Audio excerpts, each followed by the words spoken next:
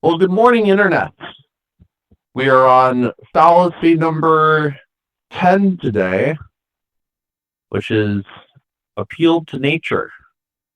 And in the words of Greg Strine, this is significant.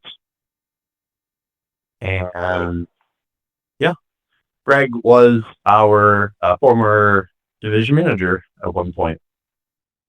Yes. I that was honestly like when I think about Cutco, and look back on it, um, Mhm. there's not much from that experience that I look upon more fondly than just like Greg. Like that's just Mhm. like there's obviously there was the office that I ran was amazing, but like I don't know if this was the case for you, but for me specifically, especially in 2018, 2017, 2018, those 2 years, it was it was like such long days, such it was Mhm. such a battle for survival that like I Yep. do remember it all, and I also am like, man, there's also so much of that I don't remember because of how exhausting it was. But one thing that For was sure. always it was like an emotional anchor that kept me sane in that time was literally any time that I got to talk to Greg ever or watch him speak, and that was powerful. Yeah. Shout out to Greg Trent. I love, absolutely. I love how he would open up every conversation or meeting with good morning, even if it was not morning and he didn't realize it. It was yeah, we were yeah. I would literally I see what's funny is I took that I realized that if you on the phone with when reps would call in or if anybody would call in for anything, I realized that if you said good morning, regardless of what time of day it was, people always were happier as a result of having been told good morning. And so Mhm. even if it was 9:30 at night, I would say good morning. And it actually wasn't to make fun of Greg at that point. It was actually, hey, I'm noticing and when I say good morning, people are happier. So I'm just gonna keep saying that. Yeah, for sure. I always thought of it as there's so much opportunity left in the day to change the world that it's practically morning. Might as well be morning. So good morning. And that's why, for those of you that know my YouTube channels, I open up every video with "Good morning, Internet," and that is the actual reason why. And I never was able to explain it without Alan here to tell part of the story. Hey, now we're here. Yeah, now we're here. Very good. All right. Let's go ahead and let's dive in. That's so good. All right, you want me to read it? Yes. Okay, here we go. The appeal to nature, also biologizing, and the green fallacy. The contemporary romantic fallacy of ethos appealing to emotions, that of Mother Nature, that if something is natural, it has to be good, healthy, and beneficial. Our premium herb tea is lovingly brewed from the finest, freshly picked and delicately dried natural tea radicans leaves. Those who dismiss it as mere poison ivy don't understand that it's 100% organic, that it is 100% organic with no additives, GMOs, or artificial ingredients. It's time to go green and lay back in Mother Nature's arms. One who employs or falls for this fallacy forgets the old truism that left to itself, nature is indeed red in tooth and claw. This fallacy also applies to arguments alleging that something is unnatural or against nature and thus evil, the argument from natural law. Example, homosexuality should be outlawed because it's against nature. Arrogating, a man says no. Arrogating to oneself the authority to define what is natural and what is unnatural or perverted. Example, during the American Revolution, British sources widely condemned rebellion against King George III as unnatural and American revolutionaries as perverts, because the divine right of kings represented natural law, and according to 1 Samuel 15:23 in the Bible, rebellion is like unto witchcraft. Nice. So I have a lot prepared for this one, but before I take the mic, I want to get your thoughts on this one first. Yeah, this one, it's interesting. I'm very interested to hear what you have to say because there isn't too much that I have to say about it. In the sense, yeah. So what I'll say, just a brief thing. I'm excited to hear what you prepared. Mm. Is I think I've seen this one. Um, I feel like there are two words, uh, or two concepts rather, in my life that I've um, experienced people um, being the most deliberately hurtful and hateful with. Um, and this is just my own personal life experience. This is not all life. This is not ultimate truth. It's just this is in my personal life. Um, the first is the usage of the word inappropriate. Because I was told multiple times, or I've heard people say, and it was told multiple times, like this is inappropriate, that's inappropriate, but they would never. They're with that word. I hated it because telling someone that something is inappropriate, you never know. Like, okay, well then, based on what? Like, what is appropriate? And I began to learn that appropriate it essentially applies to the part of the brain that has to do with social, so the desire not to not fit in, essentially, or to not, yeah, the desire to not fit in. And when you say that's not appropriate, what you immediately say to the brain is, hey, the whole world agrees upon this idea. And if you continue to do what you're doing, you're going to not be a part of everybody else. So you better follow the rules. So inappropriate to the first really, that was a word that seemed to be used in similar ways to this next one, which is in some way, shape, or form, just like this fallacy has been mentioning, um, not natural. If like, if like, and I feel like it's used most often in like Christian Catholic type, like I think of like the angry white Christian almost.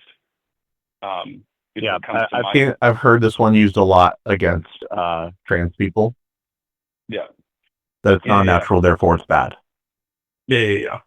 And so it's like there's for me, it's like the part that stings in my heart the most around this particular fallacy is not that it's used, but it's more so the amount of like just blind rage that it's typically used under. Um, and that to me is like I and just I'll close out with this last little thought is like sometimes like I have a lot of compassion, especially in a line of work that I do. It's like I have an insane amount of compassion for people, because I really believe that there are not bad people. I just believe that there are people who are hurting and there's unresolved hurt, and the unresolved hurt then creates a lot of hurt people. Basically, that little phrase. And um, so I have a lot of compassion, and it it it always creates a level of like sadness when I remember that uh, some hurt people will do anything to grapple onto certainty that they can. It's like when we feel uncertain in life. We talked about a few episodes back. We talked about the six human needs, and the first of the six human needs is certainty, the need to feel certain. And it sometimes I think about how much people are willing to do when they feel uncertain, in particular around the subject of sexuality. It's like because sexuality is so um, conditioned and also is so powerful, I think it has out of all the forces in our world, I think that sexuality has the most. I believe, again, personal belief. I believe personally that sexuality has the highest potential to have people feel uncertain, and as a result, they will attempt to acquire certainty around sexuality, often by just being outwardly just hurtful, rageful, resentful. Um, and this fallacy just quickly was like, oh yeah, people really do literally dismiss entire human, like, groups of human beings, and literally would want to throw them in the trash just because it fucks with their need for certainty and grappling onto nature as for certainty as their argument is a very common one. So that's my those are my general thoughts. Interesting. Interesting. That was a take on this that I never thought of going in that direction. Um, yeah, totally. There was a lot of discrimination from this one for sure. Yeah. Yeah, this one, the appeal to nature, is actually such an ingrained part of society that I don't think most people even recognize it as fallacious. And I went on this big journey, uh, discovering a lot of things involving like health and what is good for you and bad for you. I've done, I'm going to say like maybe 2 to 3 years of research on this to come to this conclusion on my own. And then I read this fallacy. I'm like, oh, I could have just read this.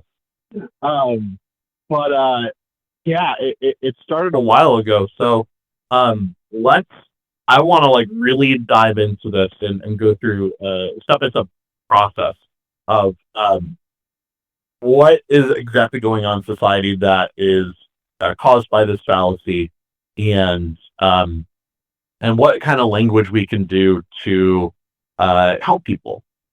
So let's first define what nature is. So those of you who are taking notes at home, you can go ahead, because this one, if you have any questions, I want to make sure that you write them down so that way we can get to them. But I want to make sure that the flow of this stays consistent because there's a lot of talk about this, and I want to make sure I'm not um, overextending my time on this fallacy. So let's define nature. And Alan, what would you define nature as opposed to its opposite, which would be unnatural? It's interesting. Like, definition, you usually want to avoid using the word in the definition. But the first thing that came to mind was that which is naturally occurring. So, like, another thought to my mind is like, yeah, it's like to me, You can be super scientific with it. You're wanting to be super scientific with it. Oh, I'm saying we can be super scientific with it. If we need to Google it, we can. We got the whole internet as a resource. Yeah, there's something to me that yeah, the to me it's actually, it feels really simple. Honestly, it doesn't even from my own input on this, it feels painfully simple to the fact that actually anything that exists in this world is natural. Like, if it exists, therefore it is natural. Like, that's Well, yeah, that's kind of how I look at it. yes, yeah, because if I were to use the scientific definition, it would be anything that does not have human influence, which would be unnatural. But if you want to say, well, humans came about naturally, therefore everything is natural, sure. But if the word applies to literally everything, then it loses its meaning, right? So we can agree that yeah, humans do come from nature, but at the point with which we can agree that humans evolved, if they had something to do with it, just to have the antithesis of natural, unnatural, or I'll be super specific, synthetic, which is a synonym for unnatural. Um, we need to know that, right? So if we're talking about natural, we need to distinguish that from anything that's synthetic. And uh, there's this big fearful identity with anything that's synthetic in society, just because it's synthetic and not the properties of that thing. I watched a Professor Dave Explains video about what's better, natural vitamin C or synthetic vitamin C. And he broke it down to what processes in our body need vitamin C. What does that look like? And then he demonstrated this is what natural vitamin C looks like, and then this is synthetic vitamin C. And what is the difference? And he's showing literally the chemical vitamin C. And he breaks down this fallacy beautifully, where he's like, there is absolutely no difference in the chemical at all. All that nature means versus synthetic means is its origin. It has nothing to do with what the thing actually is. It's technically an ad hominem fallacy.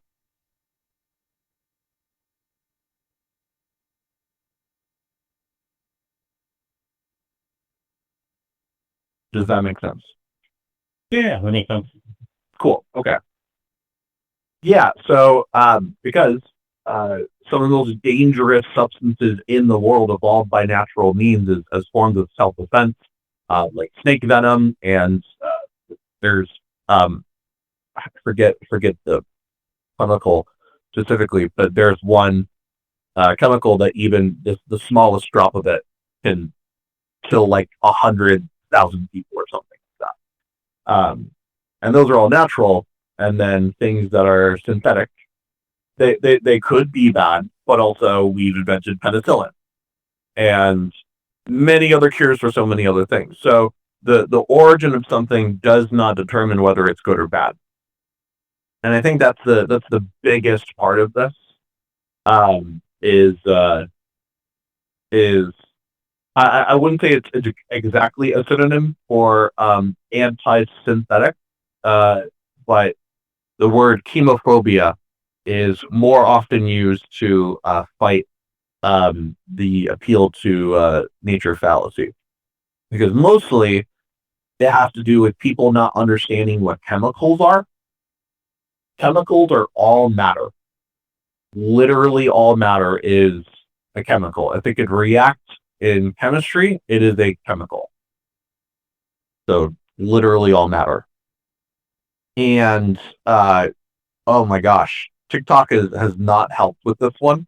There's so many people on TikTok, a lot of influencers that will say things like, if I can't pronounce the chemical on the ingredients thing of whatever I'm buying, it's therefore bad for you. Oh my gosh. That's very harmful to society. Instead of learning what a thing is and what it does in your body, to just tell people to be afraid of something you don't understand, when has that ever worked out in life? Oh my gosh. It is really bad. And what causes so much uh, algorithmic success for these people is fear mongering. Fear mongering is when uh, you get more attention for um, spreading fear rather than what may be true. They hypothetically could be both, but in this case, I've yet to see evidence to the contrary, and I've looked very hard.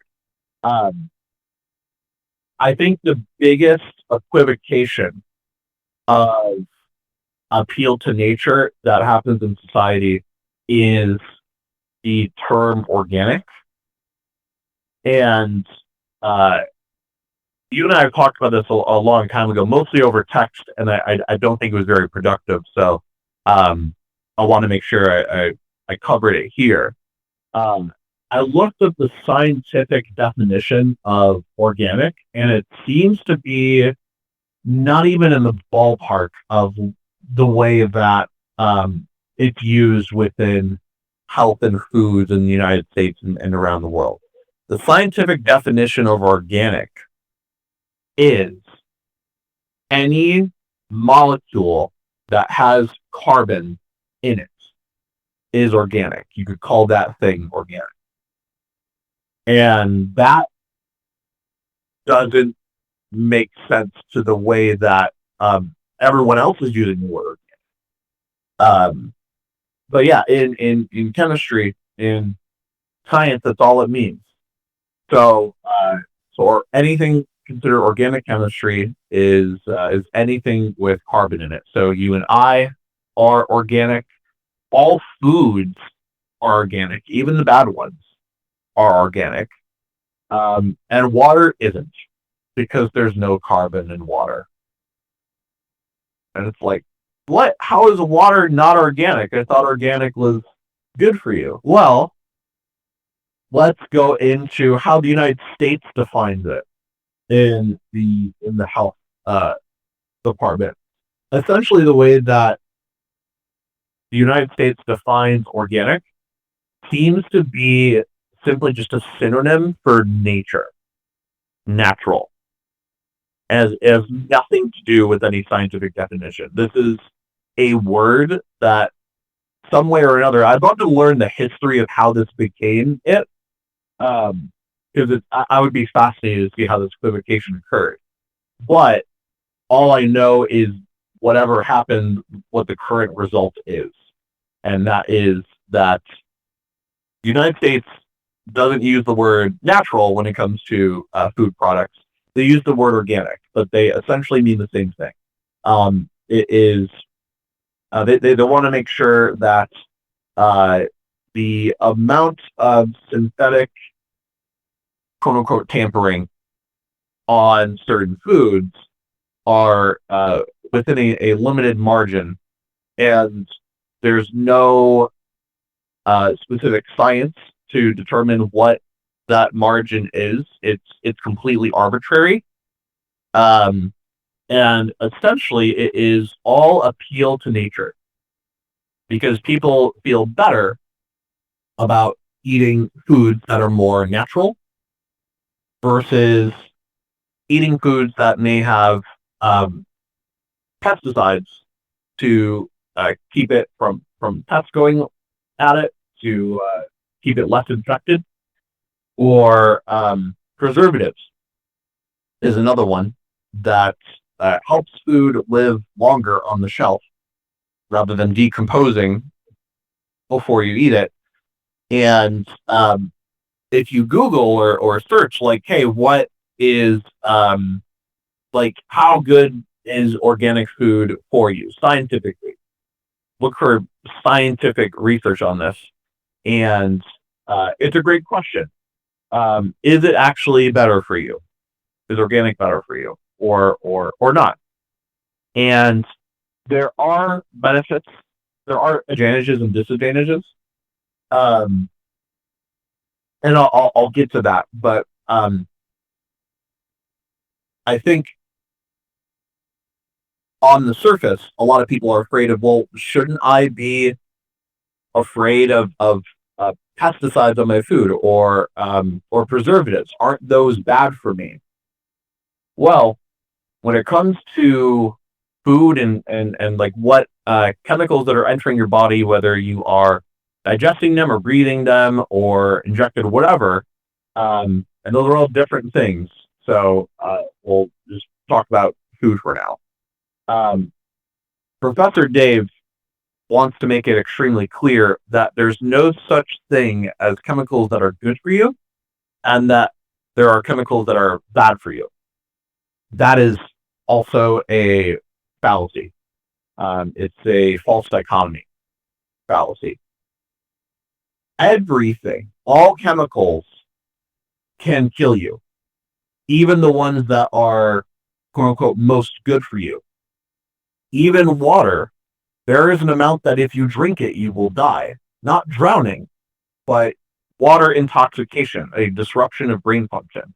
There is an amount of oxygen that if you breathe it, you will die. Your body could only handle so much.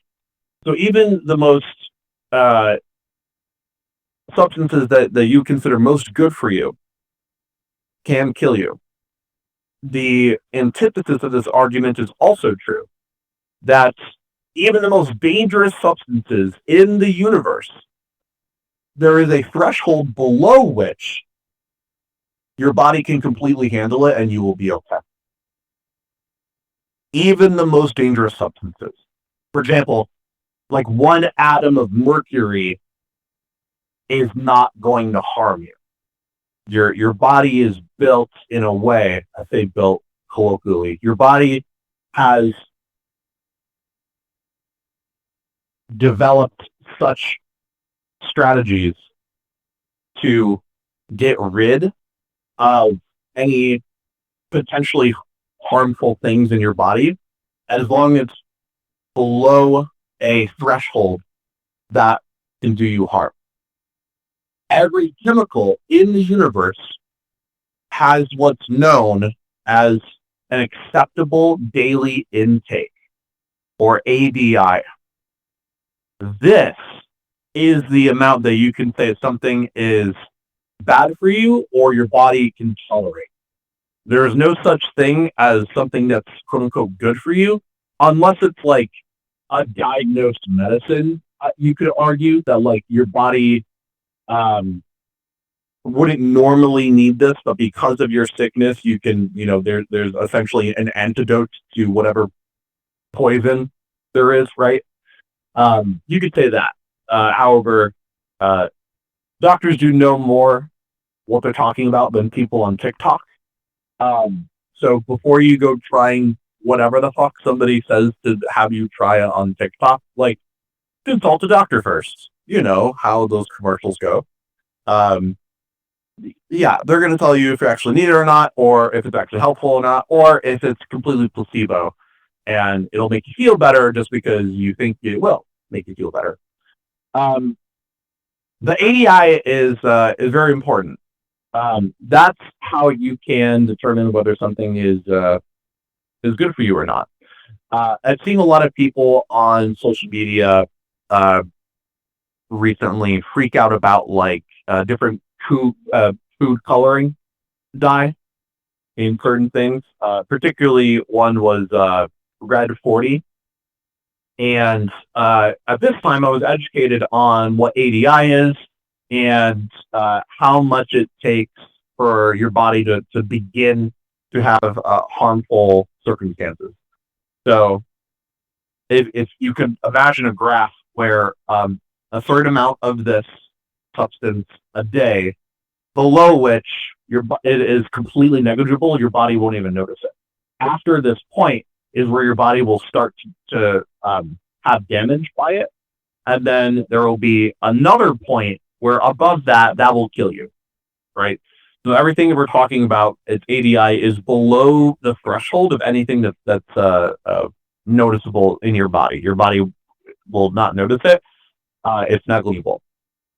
Um, a big misconception I think that a lot of people have on um, what they would call toxins entering their body is like I think they imagine some kind of like home plumbing system where your body as it gets quote unquote toxins. And it's funny that they never mention which toxin it is or which chemical it is. They just say toxins, and it's scary, and that's part of fear mongering. They believe that it like builds up in your system like a clogged plumbing in your house, and you need a special formula to like get rid of it. I'm sorry, but um we aren't plumbing in your house. The body is naturally uh adequate to sort through which things it needs, which things it doesn't need, and it does that through your liver and your kidneys. It already does that. That's what pee is. That's your body getting rid of all of that. So yeah, don't. If somebody's trying to convince you to drink a magical substance to flush that through your body, you don't need that. You just need more water and fiber. That's the big thing that a lot of nutrition scientists will say that because I am very concerned um, about scientific understanding of health. A lot of people will tell me, "Oh, you need to eat this way. You need to eat this way," and I'm like, "Okay, but how do I know that?" And they will typically use the argument from authority fallacy, where they perceive somebody as an authority that doesn't actually have any credentials, and they just say, "Oh, when I eat this, I feel better," which is confirmation bias and placebo effect. And I'm like, well, I look if I'm gonna like eat something that changes how my body works, I need like scientific backing. And from all of the scientific communicators that I've seen on the internet described, they all have the same consensus that essentially, for the most part, whatever you eat, you're going to be fine.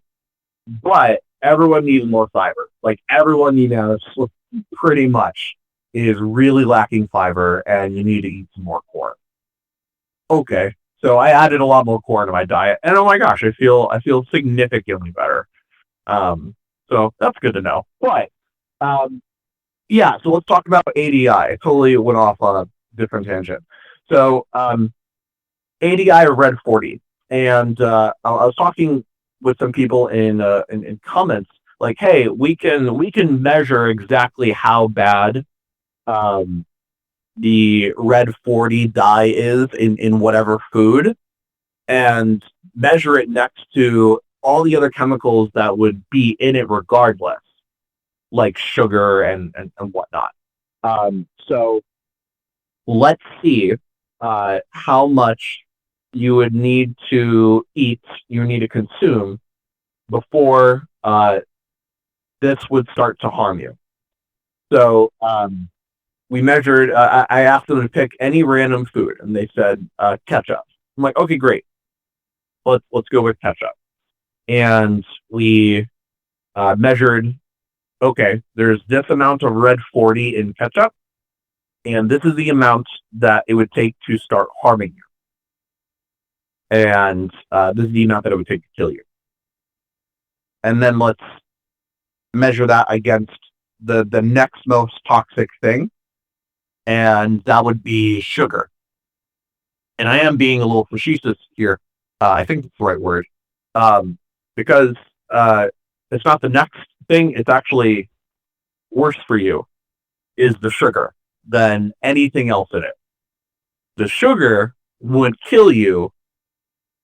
I believe it was 500 times before the red dye had a chance to harm you at all. So that's typically how it goes when measuring the toxicity of any substance that we eat.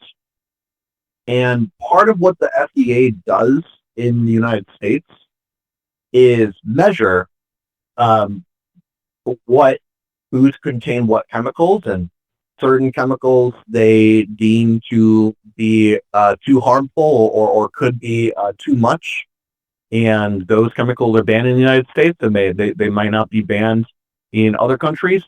And other countries do the same thing as well, where they will ban chemicals that are okay here. But what matters is the products that are being used.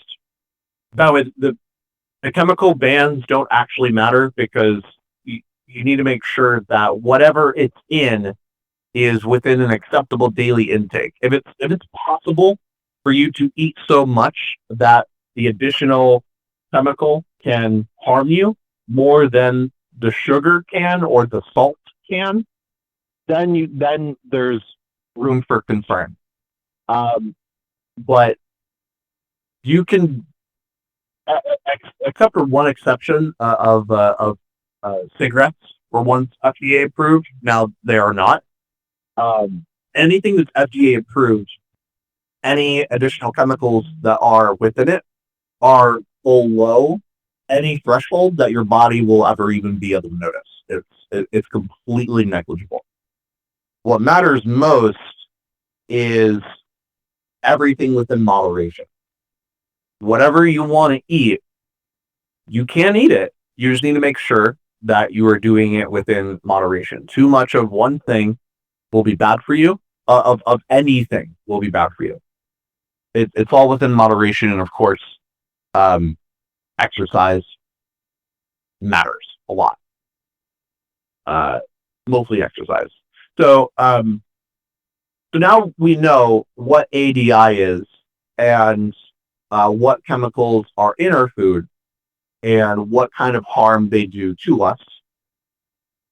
And we know that any other ingredient that we would require that food to have, like sugar or salt or anything else that's in it, needs to have a acceptable daily intake um, above whatever the ingredients in the actual food is.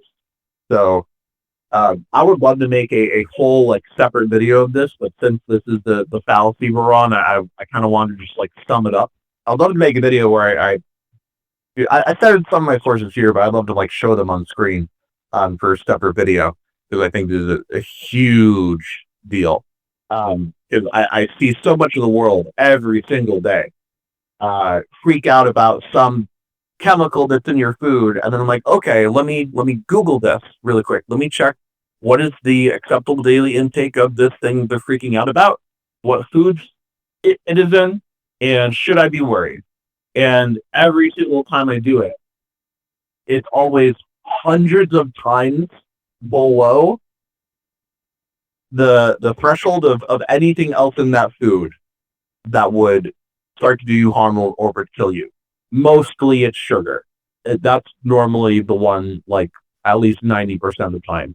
Sugar is going to kill you first before anything else that's in it.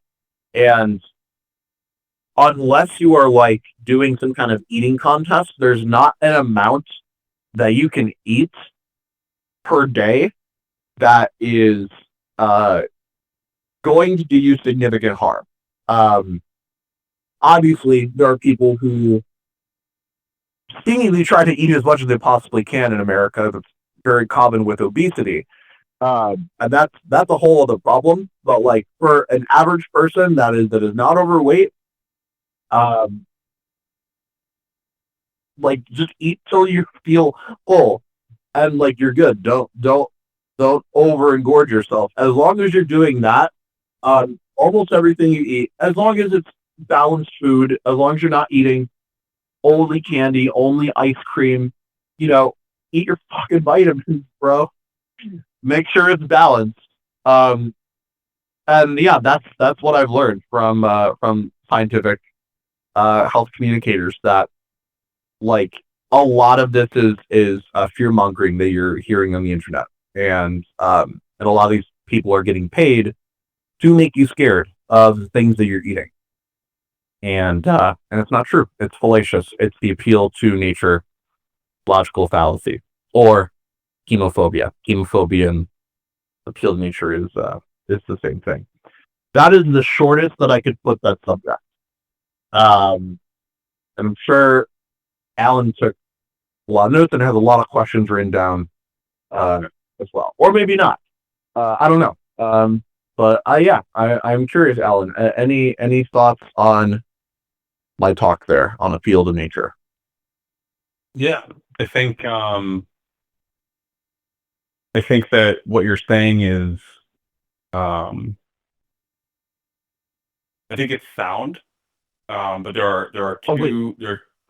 Yep. one quick thing I forgot to like close on. We've done scientific studies to determine I thought I was going to get back to this whether organic food is better for you, and versus non-organic is better for you, and the results came out indistinguishable. There was no difference beyond placebo effect. If you told someone that what they're eating was organic, they would feel better, and then it turned out they were eating the non-organic food, and vice versa. The results were the same; they're indistinguishable. So if there's no measurements whether they feel better or have or physically better, if you can test their blood sugar or whatever, it's the same. So it really is a big nothing burger. It is placebo effect and confirmation bias. Sorry, that was the conclusion. I missed that. I figured that was important. Um, sorry, Alan. Go right ahead. No, you're good. I think so. What I think everything that you're saying is sound. Um, there are just a couple of pieces for me that as I hear them, there seem to be some assumptions or there are pieces of information that for me are being left out. Mm-hmm. Um, Sure. that to me are important to be aware of. Yeah. For me, first and foremost, there seems to be a lot of trust that you're placing in the FDA and what it does, and a lot of trust in like, oh, what they do is scientifically accurate and is being measured and is for the betterment of human beings, etc. Um, and I mean, more or less, but yeah. I mean, I think that most governments go a little bit overboard technically yeah, with what they approve or not. yeah, Um, yeah. So yeah, it's not. I'm not saying like if it's FDA approved, um, it's good, and if it's not, it's not. I'm not saying that. That is yeah. technically that's technically argument from authority. Um, but Mhm. I'm just saying like for the most part, that's what they're for. Yeah. Well, and but I want to like I just want to attend to attend to the thing, to the idea or the fact, not fact. I don't. It is that the fact is that like Well, if you can't show, you don't know it. So if you're gonna say facts, please provide source. well, yeah, the source would be this call. Is Okay. I'm appealing to the fact that in what you shared, there were a couple of statements where it was like, the FDA measures this and they make sure they an example like they measure the amount that's in here. A certain amount is acceptable, not acceptable. They did the study, and therefore this is the how much I'm taking on a daily basis based off what they measured. Therefore, this is safe. And there's Yeah, I mean it's not necessarily the FDA. It's also part of the World Health Organization. yeah, Yeah, you should look to like multiple sources yep, that are scientifically accredited. Don't just like look at whoever the fuck if it's some random blog and especially if they're trying to sell something, major red flag. Uh, yeah. no, yeah. The second thing I want to also point out is that you seem to consistently have a very large amount of faith in Google. It's like, hey, I Googled it, therefore, so I went and Googled this thing, and also say like the trust. You're trusting Google, where you refer to, hey, I went and Googled it, and the Mm-hmm. kind of the primary thing that I want to bring up, it's not a but. I want to be really clear. I'm not negating what you shared. I'm not saying that it's wrong or that I am now about to drop the information that now creates everything that you just said is to be false. That's not what I'm saying. Mm-hmm. What I am saying is that these things that you're referring to are not. There is a lot of there there's a lot of influence monetarily for people to receive certain information that Mm-hmm.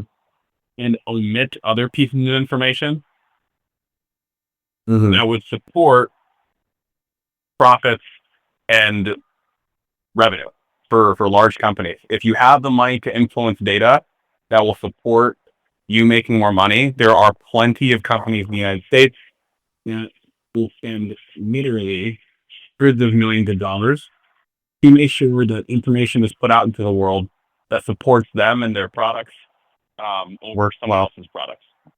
Sure. And there is, yeah. So I can, I would agree that can be a factor. However, I also want to make sure that we're not being fallacious into an anti-establishment bias narrative. It's another fallacy where, like, just because a big corporation said so, therefore it's wrong. And it's like, well, no, that can't be the case either. The facts need to say which one is right, or maybe neither are right. And whatever the facts are must be the truth. The truth is what the facts are. Yeah.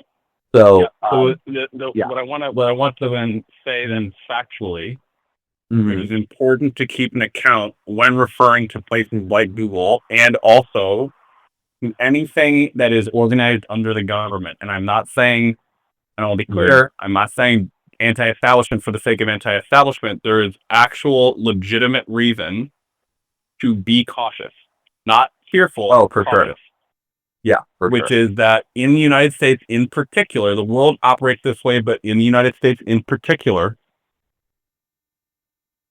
any publicly owned company, at the end of the day, defines themselves based off of quarterly profit. And at the end of the day, that is all that matters to them.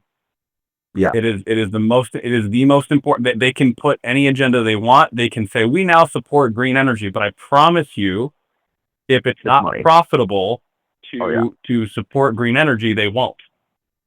So it's important to understand that the orienting factor, this is really important. The orienting factor in the United States is money. And again, it's like, it doesn't mean be afraid or whatever, but it's like, if you're going to cite things from the FDA, if you're going to cite things from Google, it's really important to address to research or find out or question who funded that study, who is funding the that search thing being at the top of the list, even if it doesn't say sponsored. Who is funding that being higher on the list?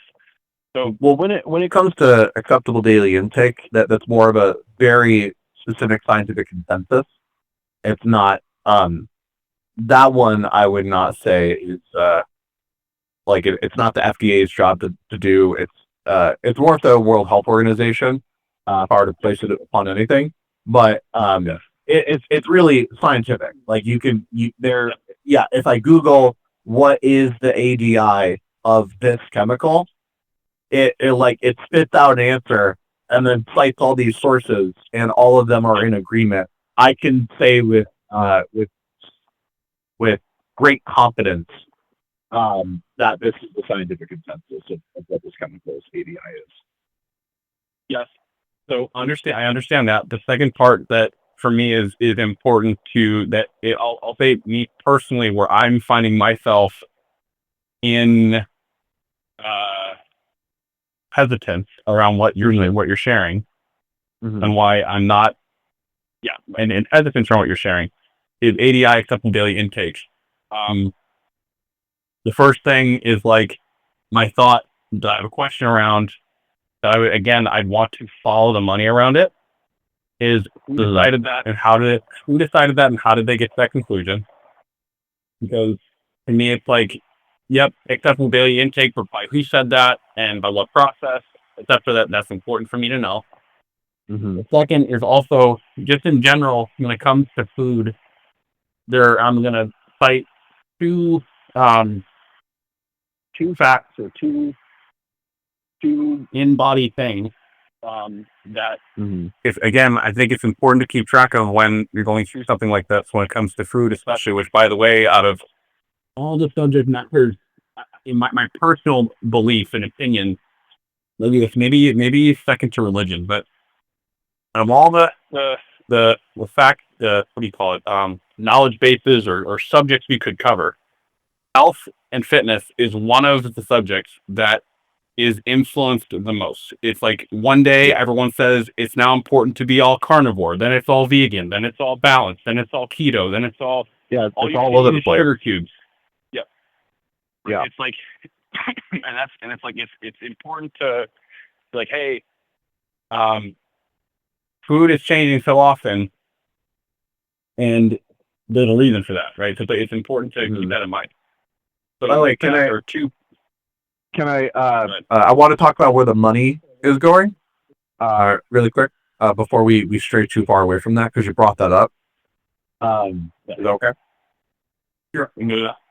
Yeah. So, why do so many businesses like Chipotle? I work at Chipotle, and like every skinny everything else really advertise like organic, organic, organic.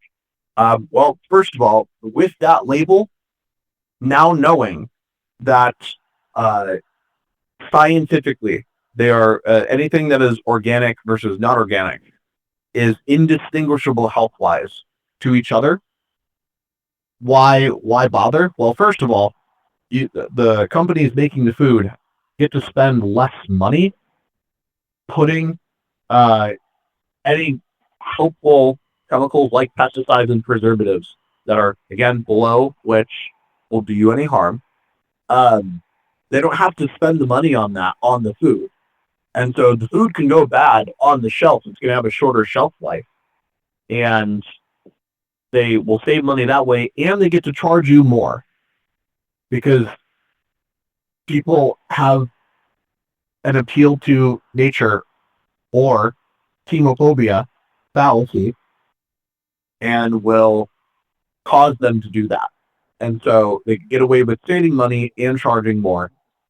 You could argue that because they have a shorter shelf life, they waste more product and need to charge more for that.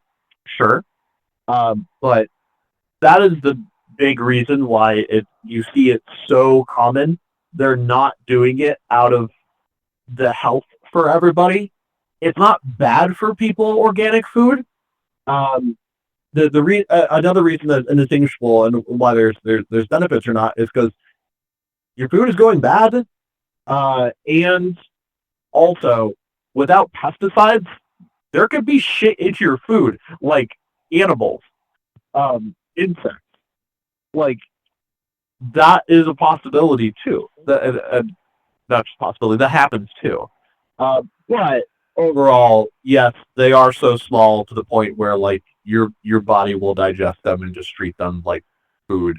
And so, as long as it's not like a super dangerous insect that crawled into your food in your apple, it's fine. But the results are indistinguishable from each other. Anyways, that's where the money is going. It makes more money to charge more for organic food, um, regardless. And yeah. Anyways, just wanted to throw that in there. Okay, that's a good. It's a good point. Um, so the two things that I want to touch on that I think are also important to really keep in awareness if we're going to start talking about ADI and what's safe to consume, what's not safe to consume. I think it's really important to talk about accumulation. Even though there's a filter system, inside of the body, that filter system is not perfect, and that filter system is not going to flush out every single thing inside of the body. In fact, in this current moment, what you and I both, Bryce, have cancer cells that are floating around inside of our body that our body is being able to destroy. It's being able to every day your body develops cancer an average 8 times a day, and your body fights it off. Yes. So this system is not clean, and this system is when I say clean, I mean like perfectly clean, right? And perfectly clean meaning devoid of any toxins whatsoever, or any toxins whatsoever, any harmful things inside of it whatsoever. Right. So when I'm saying ADI, if it's above ADI, then yes, you are correct. If you are consuming something or so much of something that it goes above an acceptable daily intake, most likely sugar, yes, then you are correct. But if it's below ADI, then by definition, it is negligible. It will not build up in your body. Your body will handle it. And did you know alcohol, the ADI is so low that even essentially what you would consider a sip is too much.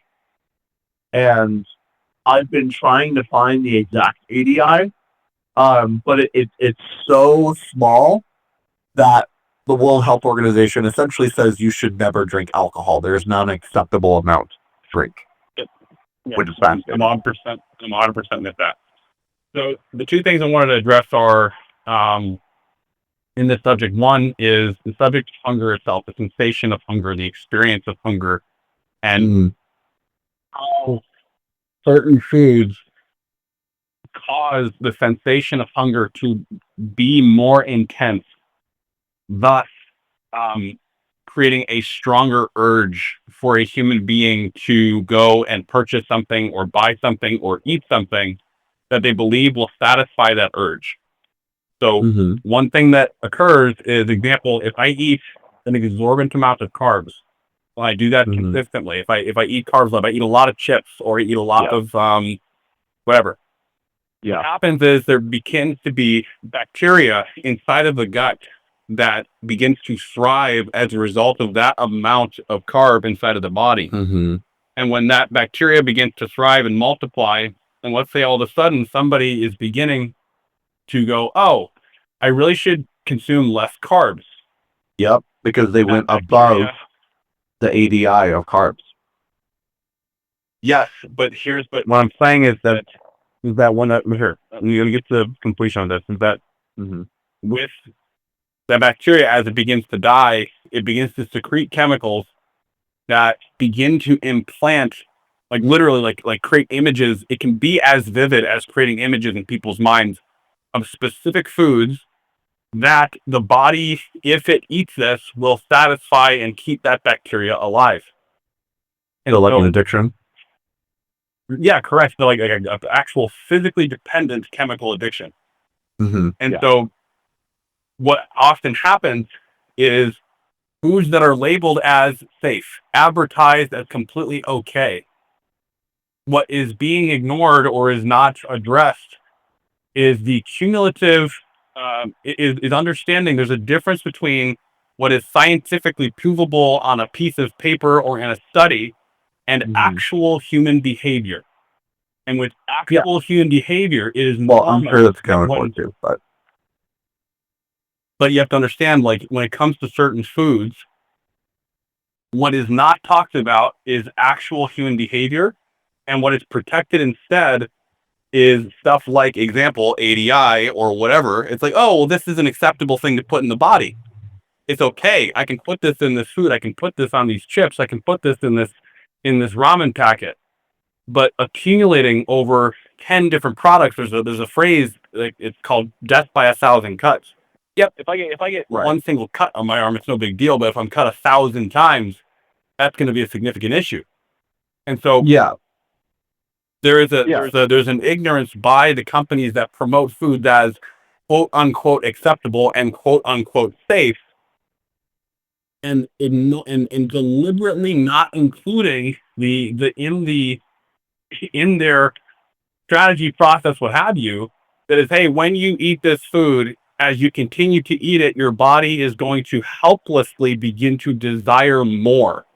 And we're betting on that. So the cumulative factor is one thing I want to point out. The second thing I want to point out is that Mm-hmm. there are foods that are introduced into the marketplace and things that are preserved, that are cheap preservatives, that also do not have they are harmful to the body, that are harmful in ways that, regardless that there's sufficient scientific evidence to support they are harmful, they're included in food anyway because it is cheap and because it creates addiction.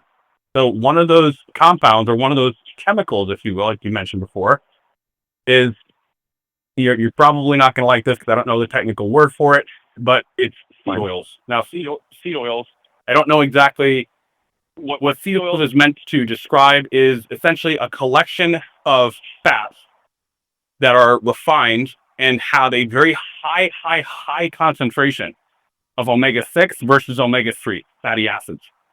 And Mm-hmm. omega 6 versus omega 3 fatty acids, there is supposed to be, when you consume foods that have such fatty acids, there's a healthy balance between omega-6s and omega-3s. When this balance is off, it triggers an inflammatory response inside of the body. Inflammatory meaning inflammation, meaning basically there's just global swelling inside of the body. Now, is it that much that it could kill you? No, but swelling is never good for the body. Swelling it stops nutrients from being able to transfer effectively, oxygen from going from cell to cell. It slows all of the factors inside of the body. And one particular item that is introduced into food all over the world, especially in the US, are highly saturated omega-6 fatty acid oils like vegetable oil, soybean oil, rapeseed oil, etc. And what it does is it creates, and there was a study, there was a book that I was reading on seed oils because it had really fascinated me, the impact of these things.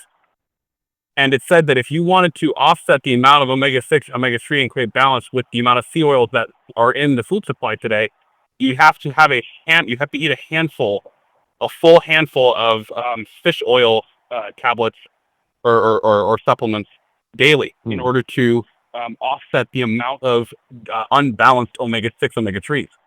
So all this to say is that this is one such thing that you go, oh, Now, Alan, how do you know that isn't that book and everything? How do you know that isn't fear mongering and they're making money off of you being afraid of this? And all of that is actually not true and it's all FDA approved and under an acceptable daily intake limit, and you're actually fine. How do you know that yeah. that's not the case? Yeah. So in this particular case, I can comfortably and confidently admit that I've not done the research on that particular thing that book talked about. And neither have I. So this would be really great for us to discuss further and like really do research to get to the bottom of it, because I would love to make a video of like, all right, because I want to be proven wrong if I'm wrong, and I'm sure you would want to be proven wrong if you're wrong, right? Yeah. Yeah. So yeah, this would be great to go further. And this is this video you guys are listening to right now. It's Al and I's reaction to each other's thoughts on this, because Al might be right. Maybe it's the seed oil, and I need to be fearful of that, and I need to eat fish oil, right? No. I want to be clear. I'm not saying you got to be afraid of fish seed oils and you should be eating fish oils. All this was basically a frame just to point out simply that oils that are high in have a disproportionate distribution of omega-6 and omega-3s cause and trigger an inflammatory response in the body, which is not helpful for the body, and that those oils are used widely in tons and tons and tons of food products simply because they're cheap and they allow them to last longer on the shelf, but they do not benefit the body. They harm the body ultimately. And so that's so you would argue that they are above. Yeah, so you would argue that they are above an acceptable daily intake, where it is not negligible to the body. That's what I'm talking about. If it's above ADI, then it starts to harm the body. It can be cumulative, but if it's below ADI, it's impossible. It's negligible. There is no substance in the world where one atom of it or one molecule of it will do you harm or will cumulatively do you harm. I agree. I agree with you. All that I'm saying is that there are things, and in all the things that you were sharing, I appreciate. Well, I want to be clear. I greatly appreciate the perspective that you're bringing forward, because I agree. There's a lot of fear mongering. Example is what's one thing is a super example? Like at a Tony Robbins event, one of the things that was talked about was that consuming lemon water, putting lemon juice or lime juice into water, although lemon and lime juice are acidic, once they are consumed in the body, what was shared at those events is that it converts into to something that's alkaline when it enters the body. And so it creates more alkalinity. And then there was this whole bit about alkalinity. And then what ended up happening was there were tons and tons and tons and tons of social media influencers who from that event and from Tony promoting lemon juice and water were like, without doing any research themselves, without checking any of the facts, they were beginning to, talk about how drinking lemon water creates more alkalinity in the body without doing any fact checking. And then people fact check them and they're like, hey, that's not accurate. And here's why. So I want to be clear to say that, I think what you're doing here and what you're saying is really, really, really good. It's a good thing that you're saying, hey, check these metrics, because you're giving people real stuff to look up, right? It's like one person saying, hey, go and drink more lemon juice. That's good for you because I said so. Versus, hey, what's the ADI on XYZ thing? And how, you're giving people legitimate stuff they can Google and look up and defend themselves with, versus you be subject to fear mongering. So I'll be clear, I'm appreciative of everything you're saying.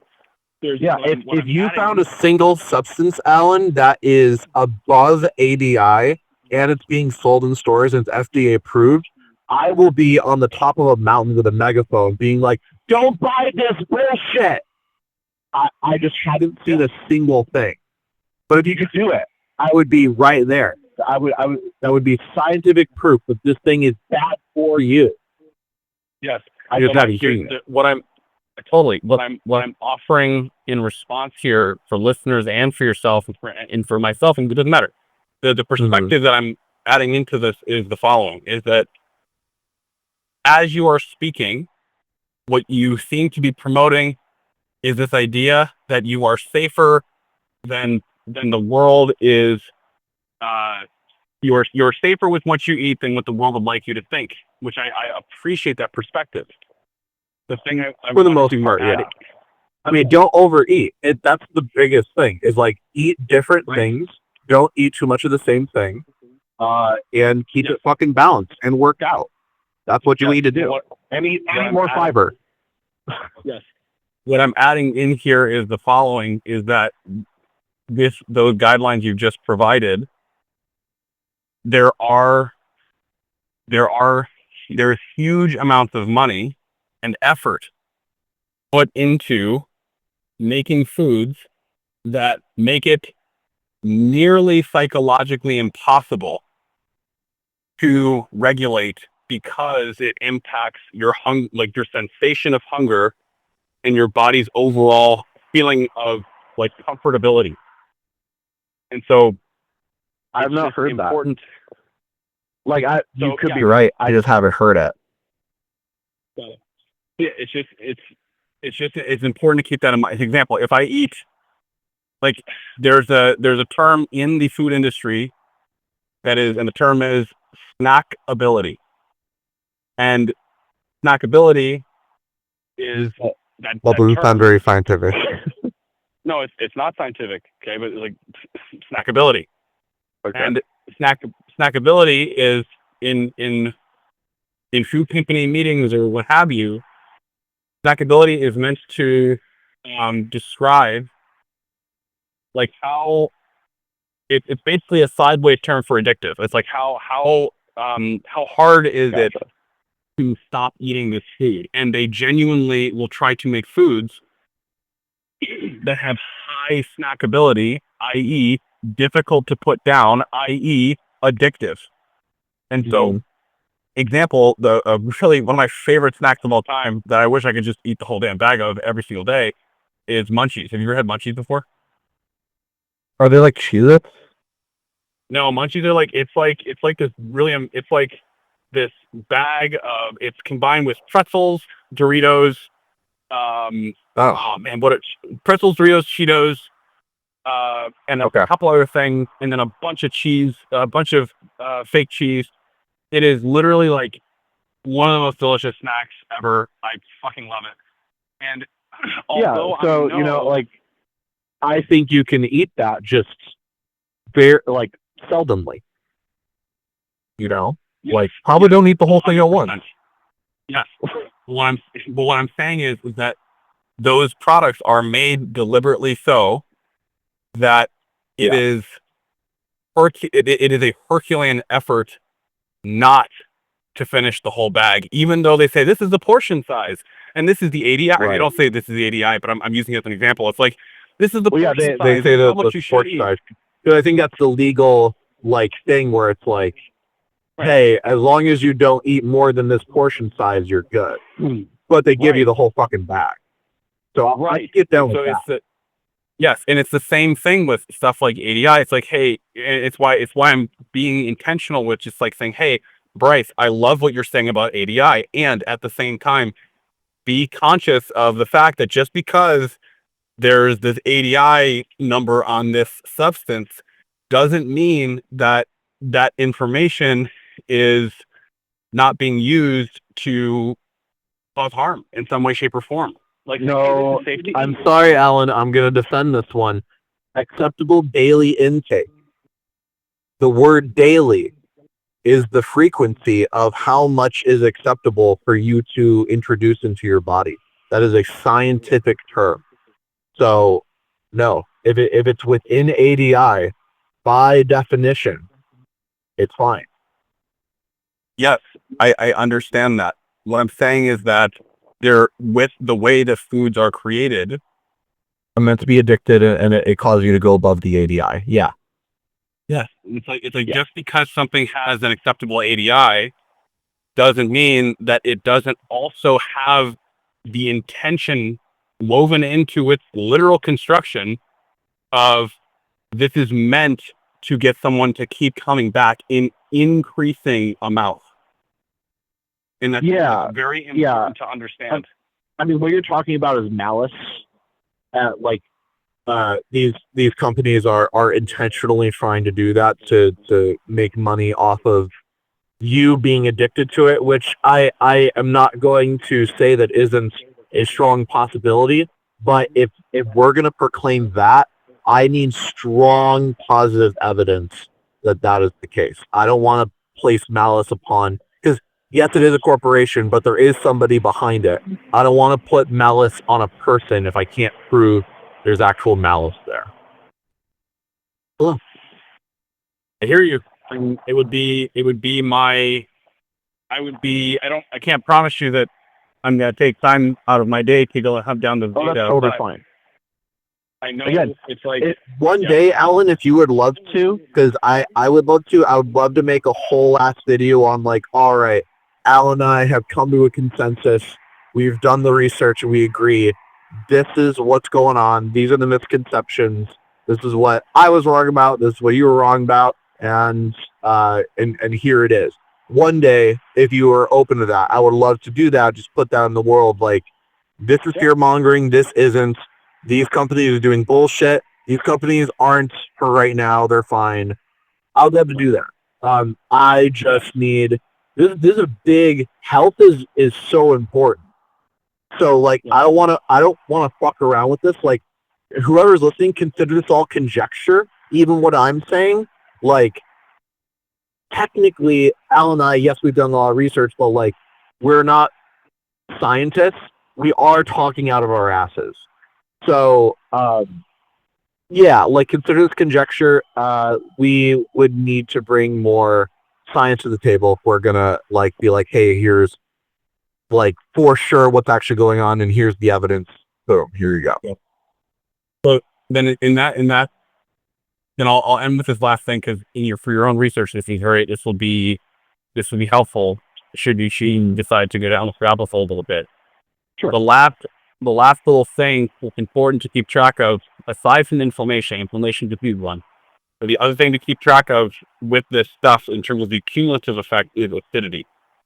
So certain foods, example, if you have food that has like a lot of salt, a lot of protein, a lot of fat, you throw all that together in one mix, the byproduct of that is going to be an increase in stomach acid and an increase in the overall acidity level of your body's pH. And so there are certain foods that as they're consumed over and over and over, it decreases your pH, which is increasing your acidity. Bad bacteria, or bacteria that craves carbs and all this kind of stuff, or bacteria that's just harmful to the body in general, thrives more effectively in an acidic environment. And when the body is acidic, you have more of that bacteria. Therefore, the body, that bacteria can act on its behalf more often. Therefore, you crave foods that keep you acidic. And that's a full on, that's a legit thing. And so when it comes to diet and all these kinds of things, again, it's important to understand that, like, yes, acceptable daily intake and this object, but what often is not talked about in the conversation is, once these foods are consumed, what are the byproducts that are left behind in the body, and how do those byproducts begin to influence what's going on in the body to change its behavior? Like, if I'll tell you, this would change my whole world around everything that has to do with food. If if food companies, if the Food and Drug Administration or whatever, if they decided to include in their labels or in their measurements or whatever, how much, how much acid is left behind as a result of eating XYZ product, and how that will influence the body's overall pH. At that point, I would be like blown away. My faith in government, in organizations, humanity, corporations would genuinely be completely 100% restored. Because it's the one thing that is not talked about that globally influences the entire body and its systems. So Would again, we can hop. yeah. I've heard this from you, I think, multiple times, and also I think I've seen it, like, other influencers say something like this. I have yet to hear. I'm still doing as much scientifically sound. For me, if it's not scientifically sound, like, I am not listening to it. Yeah. But I've yet to hear a single health or nutritionist science communicator mention what you just mentioned. I've not seen a debunk on it. If I did, I would just tell you what you just said is false. But I don't know. But the fact that I haven't heard it is a little concern to me. So I want to just introduce Alan, that what you said. If it ended up not being true, let's say I find a scientific debunk on that thing, would you also be blown away? That is another thing. If you found scientific debunking on the effects of the pH levels of the body and the bacteria on the inside of it, and if for some reason it proved but there's zero effect on it, I would be blown away. I would be. That's all fear monger. Yeah, I genuinely, that would turn my world upside down, because there's so much. There's so much. Yeah. That would I will attempt to falsify it. And I guess we could talk about it next week. If I do, and if I don't, I'll say so. Like, hey, I couldn't find support against this, or and I found support for it. That'd be great too. So yeah. So and Alan, just so we have the record straight, you are open minded to either scenario. That I find support for it, or I find support against it, because there's no such thing as both, because those are alternative facts, and that's logically impossible. Yes, my hypothesis is that if the fish, my hypothesis is, and we'll speak in terms of the scientific method here. My hypothesis is, with sufficient research, if there have been studies done on and there have been studies done on it. So with sufficient research, what will be found is that acidity, an increased acidity, negatively affects the body's levels, and that there are certain foods that, and I'm not sure how you could. I actually don't. Are you saying the increased acidity is above ADI or below ADI? Because you're saying below, I'm just gonna say right now you're fucking. No. ADI acidity, to my knowledge, and I've never looked at acidity with ADI and compared those two things, and I don't think it's. I genuinely don't know, aside from like drinking battery acid, I don't know if there actually like is an ADI on foods, and maybe there is. All chemicals have ADI. Yeah, all of them. Got it. Then yeah. So I don't know on that one, but for me, the hypothesis is the following: that there are foods that that decrease the body's pH levels, which increase the existence of, um, I'm gonna say bad bacteria, but however, I will say that that term is one that is like I don't know what people mean when they say bad bacteria, so I want to be clear with that one. I'm very open to how you that does sound like anytime, when I am hearing scientific discussion on when it comes to like health and what is introduced, they will very occasionally use the colloquial "this is good for you" and "this is bad for you." That's very seldom. They will say like, "Yeah, your body can handle this amount of this, or it cannot handle this amount of this." And that so when I hear bad bacteria, um, it's just like it's a slight red flag because things aren't good for you, things aren't bad for you. Any amount of anything, if it's too much, is bad for you, and any amount of anything could be indifferent. There's no such thing as something that's good for you. Yeah. Unless it's like a medication that's prescribed. So, aside from that example. Yeah, so I would say that the hypothesis that I'm trying to like formulate it as we're talking with all the clarifying, which is important, is like that a decreased pH, which means increased acidity in the body, increases the amount of bacteria that signals um, that signals to the rest of the body when it's hungry, and also influences what it is hungry for.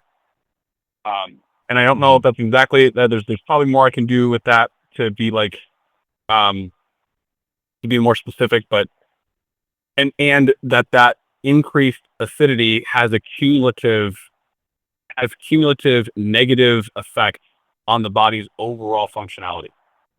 Oh my gosh! You know what? I think I might have seen a debunk on this. Are you when you say the body? Do you mean the bloodstream, or like what does the body mean? Just like vaguely overall, or do you know what you mean? Yeah, I Or believe. Yeah, great question. I believe because whenever someone tests the pH level of the quote unquote body, what they're usually testing is blood. So okay, so blood. Okay, yeah, I will see if I can refine that debunk because it was specifically about the blood, and they're basically saying like you cannot change your blood's pH, nor would you want to, and that was the conclusion from the science communicator. But I will try to find that. because and by the way, because I don't know, as an example, I don't know how that gets influenced, and I also don't know, example, if you were to like, I don't know if like I'm sure there's fluid inside of the liver, but like I don't know if you can influence the pH of an organ over the rest of the system, or if the whole system um, ends up changing globally in its pH level. So that I'm unaware of in terms of how it actually functions. Cool. I just All right. Yeah. just Today aware of I'm gonna be all over pH of the body. That's what I'm doing for the rest of the day. I'm doing it. I'm gonna figure it out. I'm gonna come back next week and be like, Alan, you're right after all. Or I'm gonna be like, Alan, it's your fucking bullshit. yeah, One of those. or it could be Alan. Hey, I found conflicting viewpoints, and there's more for us to discuss. Either way, I'm really down for it. Oh, sure. Yeah, for sure. So, but the fallacy. Just let so all of that is like uh technically a separate talking point to the appeal to nature fallacy. But yeah, now with discussion of all of that, because all of this is a heavy uh, consequence of the appeal to nature logical fallacy. I thank you for bringing up all of that. We'll do more research. I hope you do too, and whoever's listening, I hope you do as well. Because health is important. And like, if we're gonna say something's true, we need to fucking know it. We got to get to the bottom of it. And I wish there was more science communication out there. From the few scientific communicators I've seen on it, they say that too. Like, there's not a lot of us, unfortunately. it's mostly driven by fear mongers on TikTok, and it's not great because I'm sure you've seen, Alan, so many contradictory things that they say on TikTok. You got to eat this. No, that's bad for you. You got to eat this, or you don't eat this. And it's like, then it must be not true according to the second law of logic. Um, but yeah, thoughts on just the fallacy and how big of an impact this makes on society. I mean, clearly, it creates a huge impact because we've been talking about it and the impacts of it for a long time. I think for me, like, um, overall thoughts are that um, this fallacy is one that, in my experience, I witnessed again, citing personal experience here, is that this fallacy is used, um, in my experience of it, disproportionately to literally um, hurt people, just to hurt individuals. And so I think it's really important. I think my closing thought would be to, like, my appeal to the audience and appeal to anyone who may be listening to this is, like, understanding at the end of the day that, like, we're all human beings. We all have individual stories, and regardless of what someone believes in terms of spirituality or ultimate life purpose or any of these things, like, we're all just doing our best and orienting towards whatever it is we believe is going to bring us happiness and fulfillment and joy. And so, with this particular fallacy around nature, what is natural, what is not, I think there's nothing, in my opinion, and this is now we're going really into the now I'm literally, I think I'm using a fallacy at this point. I'll point it out if you want me to. Yeah, I believe I am. I believe that truly there's nothing more natural than love. And to me, There's nothing more natural than love. my personal belief. That is Alan Milger's personal belief. You can quote me on that forever and say there's no evidence behind this, but this is Alan's personal belief. And Nothing more natural. So what would falsify it is I would have to find something more natural than love. yes, you would, and you can, and right, you can I'm gonna falsify it. me all day. I'm gonna do it right now. Ready? Yeah. Cool.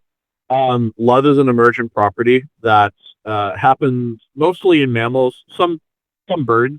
You could argue that, but before those evolved, like reptiles and whatnot, they don't have that lovey stuff, that gooey, like, oh, like, I enjoy you.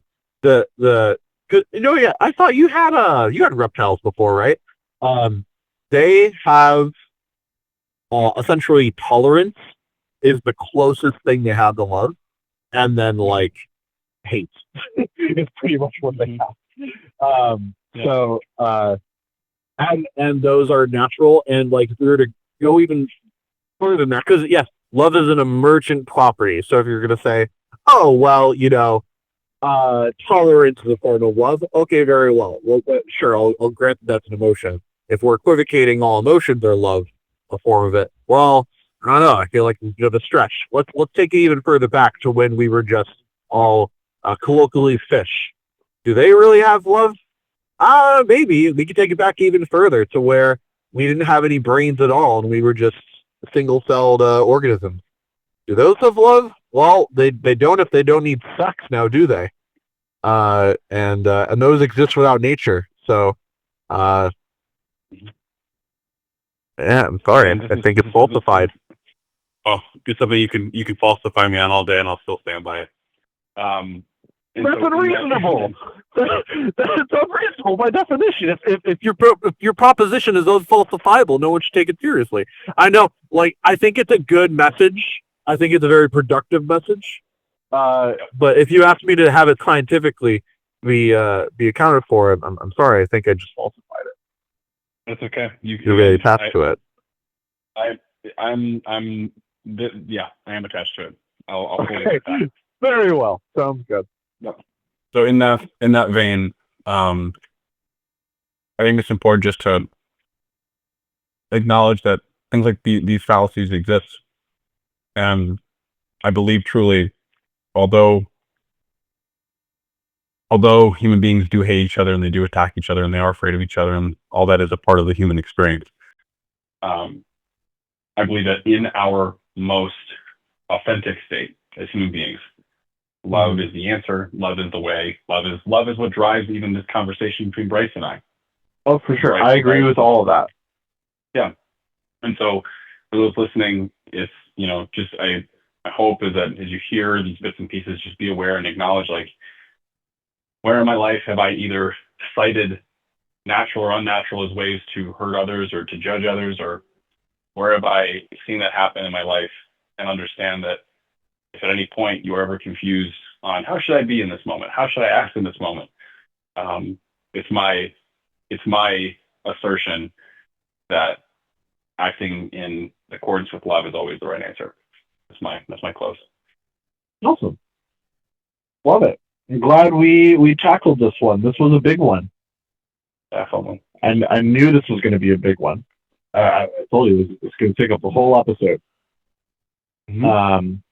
Next week, we'll finally be able to do multiple fallacies because we won't have to talk about one thing the entire time. Mm-hmm. Epic. Oh, no, not next week. That's Christmas. So the following week, we will do that. Mm-hmm. So, all right. I'm just enjoying some fish right now. This is great. Oh, nice. Mm-hmm. Mm-hmm. Love you, Alan. Love you too, Bryce. Have a wonderful Christmas. Have a wonderful holiday. Enjoy time with your family. And we'll talk soon, man. Awesome. All right, we'll talk soon. So that'll be what's new with us. That'll be on